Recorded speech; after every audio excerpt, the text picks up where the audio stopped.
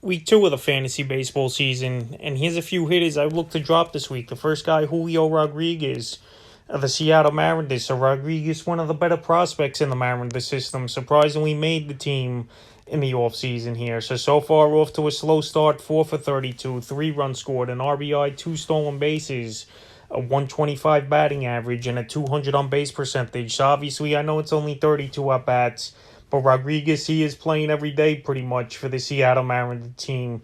But he's just not getting the job done as well here. The last few games for him, April 13th at the White Sox, 0 for 4 with 3 strikeouts. April 14th at White Sox, 1 for 3 with a stolen base in that one, and a 500 on base. April 15th versus Houston, 1 for 4 with a run.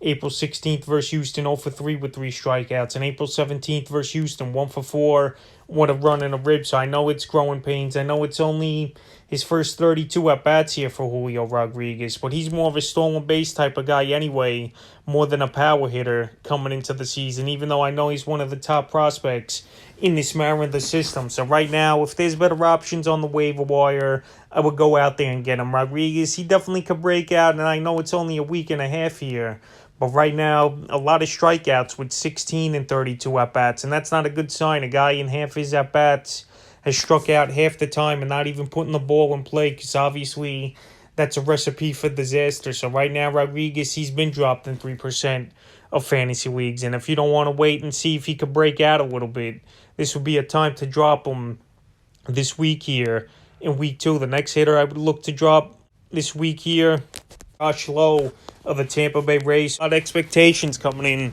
to the year here for Lowe in his first full season here, even though last season he came up for a cup of coffee towards the end of the year for the Tampa Bay Rays. So Lowe so far, 6 for 33, 5 runs scored, 2 RBIs, a stolen base, a 182 average, and a 289 on base. So right here, he's another guy playing every day for this Tampa Bay Ray team, especially after the trade of Austin Meadows right before the season started. So the last few games here for Josh Lowe, April 13th versus Oakland, 1 for 4. April 15th at the White Sox, 0 for 2.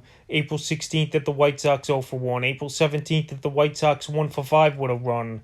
And April 18th at the Cubs, 2 for 4 with a run, an RBI, and a stolen base. So right now he's been dropped in 8% of fantasy leagues, but obviously it's very early in the season as well here, and at least in the last couple games here, he's got 3 hits in the last 9 at-bats here is Josh Lowe. So if you want to pump the brakes and wait and see if you could get things going, I would do that right now. But like I mentioned, there's been a lot of guys who've breaking out so far in the early going, and in my hitters to add video, you could see guys that are out there on the waiver wire that have gone off to good starts, and they're guys you could pick up and replace some of these players. Not going to be talked about here in the drop list. I know it's early in the season. I know it's only a small sample size, 30, 35 at-bats for most of these players.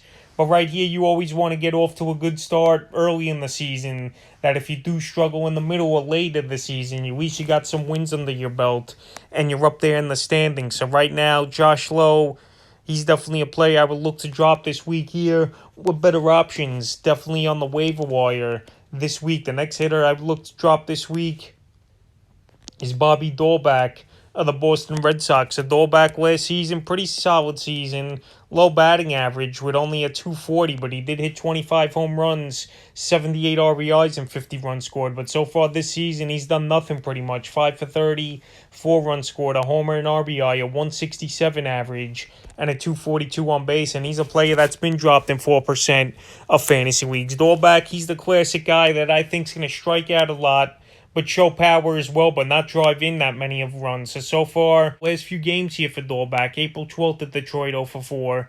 April 13th at Detroit, 2 for 5 with 2 runs. April 15th versus Minnesota, 0 for 4. April 16th versus Minnesota, 0 for 3.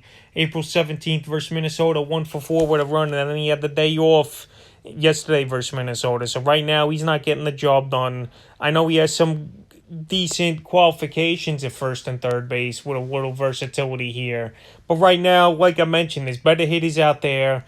Guys, they get hot and cold. And like I mentioned, if you could drop him and get him back on your roster, it's definitely a possibility. But right now, while he's done nothing or shown signs of coming out of his slump, I would go out there and drop him this week. The next hit is Eddie Rosario of the Atlanta Braves. Postseason he had last season just hasn't translated so far to this season. An awful 2 for 31 to start the season here for Eddie Rosario with 2 runs scored and 0.65 batting average and a 171 on base. And right now, the Braves, they're going to be an odd man out in that outfield once Ronald Acuna comes back. And I think Acuna is going to come back early May or mid-May here for this Brave team. And whoever's not hitting, if it's either Rosario or Adam Duvall or Ozuna, one of these guys is going to be benched. And right now, it looks like Eddie Rosario obviously is leading the pack of not going to be playing a lot of ball once Acuna is back in the lineup. So the last few games here for Rosario: April 13th versus Washington, 0-3.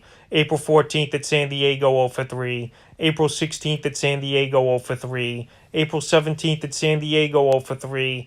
And April 18th at the Dodgers, 1-2. So right now, this Brave team, they're off to a slow start. A lot of their hitters are definitely slumping here. And Rosario, he's been dropped in 6% of fantasy leagues. But we know the damage he could cause, like I mentioned, with the magical postseason he had last year here. So right now, if you want to wait and see on Rosario, I wouldn't blame you. But right now, he's not hitting the baseball. Braves are off to a slow start, even though I know they're going to turn things around. They're just too talented not to. And Rosario is definitely going to be a part of it. But right now, it's hard to say not to drop Rosario this week.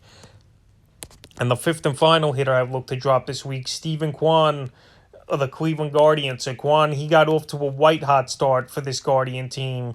But over the last few games, he's really fizzled out on the season. 10 for 26, 7 runs scored, 5 RBIs, a 385 batting average, and an awesome 541 on base percentage. But the last week here, he's really fizzled out. 1 for 13 with 2 RBIs, 2 and a run scored, and an 0.77 average with a 278 on base. So right now, I know he got off to the big start. Here is Kwan. But like I mentioned, the last week here, maybe the league's caught up to him already, or we just beginner's luck here for Kwan, especially with that 5-for-5 game on April 10th. So the last few games for him: April 12th at Cincinnati, 1 for 2 with a run and a rib. April 13th at Cincinnati, 0 for 4 with an RBI.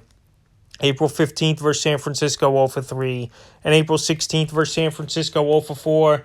And they benched him in April 17th game. And yesterday rained out versus the White Sox. So we'll see Kwan back in action here today versus the White Sox. And we'll see if he get things going. This Guardian team, they're not going to have a good season, no doubt about it, this year here. They're going to see what they got with some of the younger guys. And Kwan, yes, he got off to the hot start. But like I mentioned, it might have been first week beginner's luck here for Kwan, especially with that 5-for-5 game. Definitely padding his stats. The only plus for him is, so far, he's put the ball in play. He's drawn a lot of walks, and he's only struck out twice in 26 at-bats, which is definitely a great thing, especially nowadays with the high strikeout rates for a lot of these hitters. But right now, I think he's cooled off, and he's a hitter I would drop. So that's a few hitters I would drop here for week 2 of the fantasy baseball season.